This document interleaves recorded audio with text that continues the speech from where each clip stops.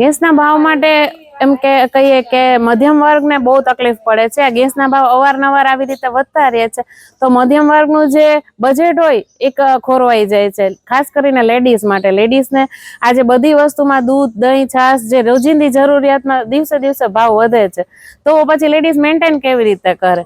પગાર એટલા બધા હોતા નથી, સામે બીજા ખર્ચા એટલા હોય તો પછી બધી મધ્યમ વર્ગ તો સમજાણું, પણ જે સામાન્ય વર્ગ છે, નીચલો વર્ગ છે, એને તો બહુ જ તકલીફ પડે। એટલે મારી સરકાર પાસે એવી માંગ છે કે આજે આ અવારનવાર ભાવ વધે છે એ ન વધવા જોઈએ, કારણ કે ગેસની રોજિંદી જરૂરિયાત છે। એટલે એટલા ભાવ ન વધવા જોઈએ। આ પબ્લિક કેવી રીતના પૂરું પાડી શકે? એ તો થોડુંક સરકારને વિચારવું કે ન વિચારવું, કાંઈક તો વિચારવું જોઈએ।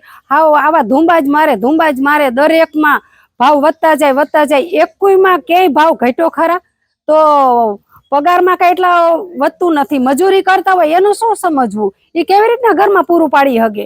એ તો થોડુંક વિચારવું કે ન વિચારવું? અમારી માંગ એ છે કે ગેસના ભાવ ઓછા કરો, અને લગભગમાં તો ભાવ ઓછા કરવા જ પડે ગમે એમ કરીને। આ પબ્લિક કેવી રીતના જિંદગી જીવી શકે?